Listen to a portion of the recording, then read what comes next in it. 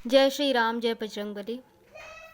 समर्पण, सरेंडर या खुद को अर्पित कर देना, सौंप देना, चाहे वो किसी के प्रति भी हो सकता है। हमको जिससे लगाव होता है, जिस चीज़ से प्रेम होता है और लगता है कि हमारा जीवन इसके बिना अधूरा है, तो वहाँ पे आदमी क्या होता है कि समर्पित हो जाता है, समर्पण कर देता है।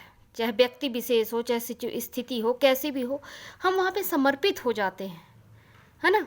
तो समर्पण होने पे क्या बतलाता है, हम जिसके प्रति समर्पित हो रहे तो हम क्या देखते हैं कि उसमें जो खूबियाँ, हम उसका समर्पण अपने प्रति जब देखते हैं तब हम उसके प्रति समर्पित हो जाते हैं। ये सच्चाई है ना। और कि हर वक्त वो व्यक्ति या परिस्थिति हमारा साथ दे रही है या कोई भी स्पिरिचुअल पावर हमारा साथ दे रही है तो हम उसके प्रति समर्पित हैं। सरेंडर कर देना, खुद को सरेंडर कर देना और हर पल उस चीज़ को अपने साथ महसूस करना।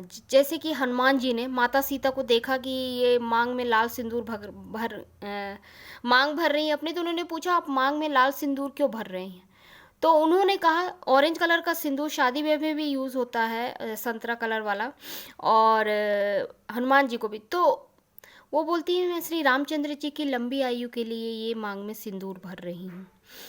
अब इससे क्या, हनुमान जी ने भी वो सिंदूर अपने शरीर पे पोत लिया कि मेरे प्रभु की आयु इतनी लंबी हो, इतनी अच्छी हो। तो वो यहाँ पे क्या हो गया, समर्पण हो गया। उनसे बड़ा भक्त श्री रामचंद्र जी और हनुमान जी से मतलब जो था, भाव था उनका कि मैं प्रभु के प्रति समर्पित हूँ, हर पल मैं उनमें समाहित हूँ और मैं उनके चरणों का दास हूँ। तो ऐसा ही समर्पण का भाव हमें अपने इष्ट, हम जिसको भी मानते हैं, उनके साथ रखना चाहिए। जब हम अपना सुख दुख, शुरू से दिनचर्या जो हमारी शुरू होती है, सुबह की दिनचर्या होती है, तो सबसे पहले हमारे मुख पे उनका नाम होना चाहिए, उनको धन्यवाद करना चाहिए कि आपने आज का जो भी मुझे दिन दे रहे हैं, आपकी कृपा से मेरा दिन अच्छा जाए और मैं बहुत खुश रहूं, मेरे सारे काम बनते जाए।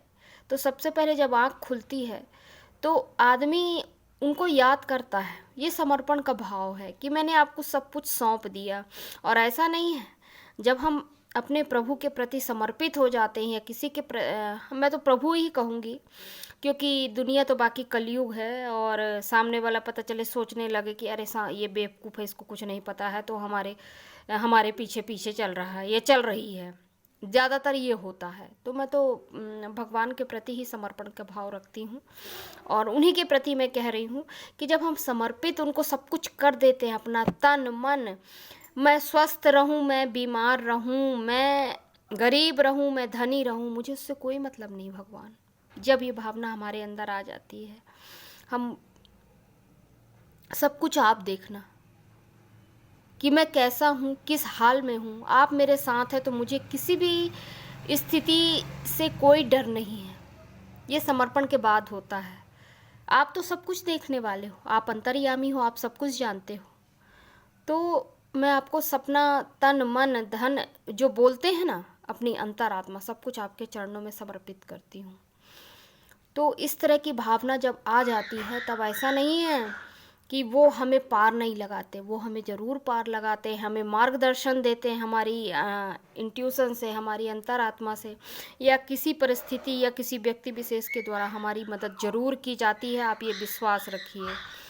और जितनी भी शक्तियाँ रहती हैं, स्पिरिचुअल पावर, तब वो हमारी मदद करना शुरू कर देती हैं जब हम समर्पित हो जाते हैं अपने इष्ट के प्रति, अपने प्रभु के प्रति। हम जिसको भी मानते हैं, माता रानी, गणेश भगवान, शंकर भगवान, कार्तिकेय जी, माँ पार्वती, जितने भी हम जिसे भी मानते हैं, जिसके प्रति हम अपनी श्रद्धा रखते हैं, फिर वो हमारा हाथ पकड़ लेते हैं। जब हम समर्पित हो जाते हैं उनके चरणों में, तो वो शक्तियाँ फिर हमारा साथ देने लगती हैं, हमें सही मार्गदर्शन मिलने लगता है और हम अपने जीवन की राह में फिर चाहे कोई हमारा साथ दे। कहते हैं ना, इस जहाँ का सहारा मिले ना मिले, लेकिन प्रभु तेरा सहारा हमेशा चाहिए।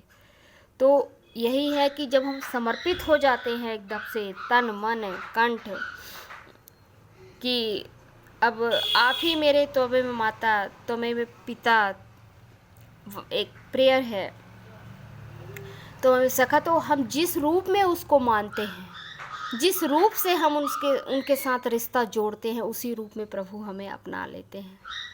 उनके साथ जिस रिश्ते से हम जुड़ जाते हैं, फिर समर्पित होने के बाद उनके चरणों में, वही रिश्ता वो हमारे साथ निभाने लगते हैं। हमें जिस रिश्ते की कमी होती है, भगवान वही रिश्ता हमारे साथ अपना लेते हैं, और हम उनका नाम सुमरन करके, नाम जाप करके, फिर सोच लीजिए हम अकेले में इतने खुश हैं, अकेले में इतने खुश हैं कि हमें कोई दुखी नहीं कर सकता। सबसे बड़ी बात तो ये है, जिस दिन उनकी कृपा, हम समर्पित रहते हैं, हम उनके बारे में कि जो कुछ भी हैं, हे दीननाथ, जिसको भी हम मानते हैं, जो कुछ भी है संसार में, सब कुछ आप ही मेरे लिए हैं। जब हम ऐसे भाव रख के उनसे प्रार्थना करते हैं, तो फिर हमें किसी की ज़रूरत नहीं है, हमें खुद ब खुद मार्गदर्शन दिया जाता है।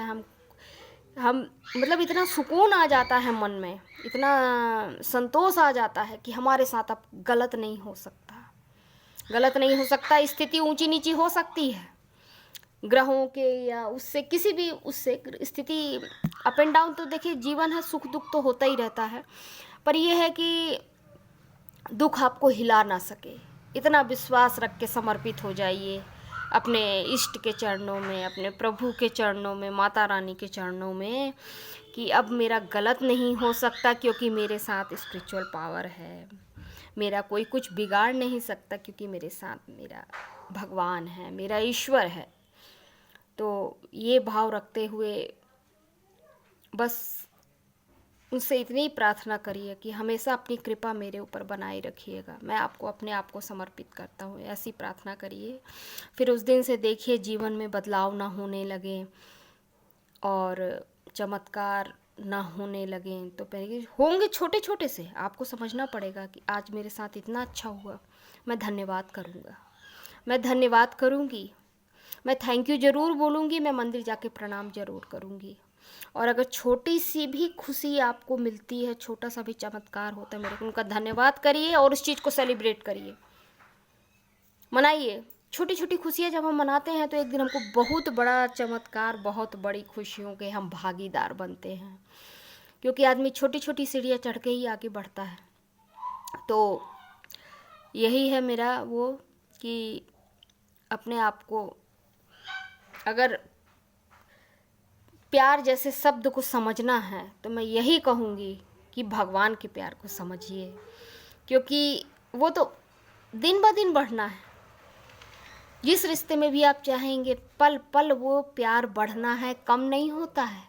हमारी जब साधना बढ़ने लगती है, हमारा नाम जब बढ़ने लगता है, और इतना विश्वास हो जाता है कि हम बिना भक्ति किए नहीं रह सकते। एक बार कुछ ना मिले, आदमी भूखा रह ले, कैसे भी रह ले, पर इस स्थिति पे पर आगे बढ़ने लगते हैं कि हम बिना भक्ति के, बिना नाम जप किए नहीं रह सकते, उनका व्याख्यान किए बिना नहीं रह सकते। तो यही सबसे बड़ी भक्ति है कि हम अपने भगवान के बिना नहीं रह सकते। यही सबसे बड़ा प्यार है संसार का, और यही सबसे बड़ा आत्मा का सुख है। आप चाहे लाख किसी चीज़ के पीछे भागते रहिए, लेकिन लास्ट में अगर सांसारिक चीज़ के पीछे आप भाग रहे हैं, लास्ट में आपको दुख के अलावा कुछ नहीं मिलने वाला। ये सत्यता है, और इसी सत्यता को जानते हुए कि प्रभु से प्रेम करना सीखिए, समर्पित कर दीजिए, सरेंडर कर दीजिए। और जैसे ही आपने ये शब्द बोला, उस दिन के बाद से देखिए आपकी जीवन कैसे बदलती है।